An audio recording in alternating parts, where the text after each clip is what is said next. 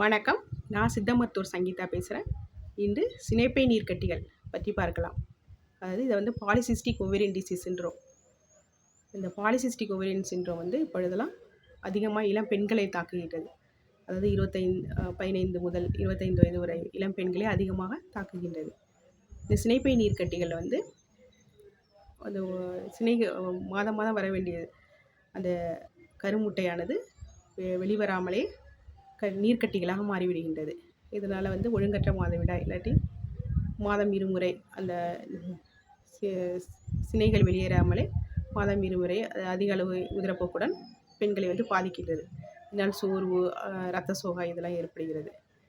இந்த வந்து சினைப்பை நீர்க்கட்டிகள் வந்து இருக்கும் இளம் பெண்கள் என்னிடம் தொடர்பு கொண்டு சித்த மருந்துகளை பாதுகாப்பாக அது சாப்பிடலாம். 2-3 மாதங்கள் சாப்பிட்டாலே அந்த சினைப்பை நீர்க்கட்டிகளை வந்து முழுமையாக குணமாக்கலாம். அதாவது எப்படி இந்த சினைப்பை நீர்க்கட்டிகள்லாம் உருவாகுது அப்படின்னு பார்த்தா, பரம்பரையாகவும் இளம் பெண்களுக்கு ஏற்படலாம். அவங்க அம்மா அவங்க தலைமுறைகளுக்கு இருந்தாலும் இந்த சினைப்பை நீர்க்கட்டிகள் இளம் பெண்களுக்கு உருவாகும். மேலும் வெளி உணவுகள், ஜங்க் ஃபுட், ஃபாஸ்ட் ஃபுட்டு, அதுபோல் பதப்படுத்திய உணவுகள், கார்போஹைட்ரேட் நிறைந்த உணவுகள், எண்ணெயில் பொரித்த உணவுகள், அதுபோல் உணவுகள் எல்லாம் சாப்பிடும் பொழுதும் இந்த பாலிசிஸ்டிக் ஓவேரியன் டிசீஸ் அதிகமாக காணப்படுது. மேலும் இது வந்து ஹார்மோன் சமநிலையின்மை, ஈஸ்ட்ரோஜன், ப்ரொஜெஸ்ட்ரான் போன்ற ஹார்மோன்கள் வந்து உடம்புல சமநிலையின்மை ஏற்படுவதால் இது அதிகமாக பாதிக்கப்படுகின்றது. மேலும் இன்சுலின் ரெசிஸ்டன்ட் அப்படின்னு அதிகமாக இன்சுலின் வந்து ரத்தத்தில் சுரக்கும் போது அது வந்து திசுக்களாலும் கொழுப்புகளாலும் கல்லீரலாலும் பயன்படுத்தாத போது அந்த இன்சுலின் வந்து கர்ப்பப்பையில் போய் தாக்கத்தை ஏற்படுத்துகிறது. இதனால் கருப்பையில் திசுக்கள் வந்து கடினமாகி அந்த எண்டோமெட்ரியோசிஸ் திக்னஸ்லாம் ஏற்படுது. அதனாலேயும் பெண்களுக்கு வந்து கட்டிகள்லாம் ஏற்படுகின்றது. நீர்க்கட்டிகள், திசுக்கட்டிகள்லாம் ஏற்படுகின்றது. இவ்வாறாகவும் வந்து அதனால் ஆண் தன்மை அதிகமாகிறது. டெஸ்டோஸ்டிரோன் அதிகமாகி அந்த முடிகள், தேவையற்ற முடிகள், மன அழுத்தங்கள் அதெல்லாம் ஏற்பட்டு இது ஒழுங்கற்ற மாதவிடாய் சுழற்சிக்கும் ஒரு காரணமாக அமைகின்றது. இந்த ஒழுங்கற்ற மாதவிடாய் சுழற்சி சித்த மருத்துவங்கள் மூலம் நல்லா வந்து நம்ம சரி பண்ணலாம். எப்படி அப்படின்னு பார்த்தா, கடற்சிக்காய் அதோட 5 மிளகு வைத்து சாப்பிடும் பொழுது அந்த 1 கிராம் காலையில் மாலை அப்படி சாப்பிட்டு வந்தாலும் இந்த நீர்க்கட்டிகளை வந்து குறையும். அதுபோல் சோற்றுக்கற்றாழைச்சாறு வாரம் 2 முறை அந்த ஜெல் எடுத்து நம்ம நல்லா சுத்தப்படுத்தி சாப்பிடும் பொழுதும் நீர்க்கட்டிகளோட தாக்கம் குறையும். மேலும் கரிஞ்சீரகம், சோம்பு இதை பொடித்து வந்து நம்ம காலை மாலை 1 கிராம் சாப்பிட்டுக்கலாம். அப்படி இருந்தாலும் அந்த நீர்க்கட்டிகளோட தன்மையெல்லாம் குறையும்.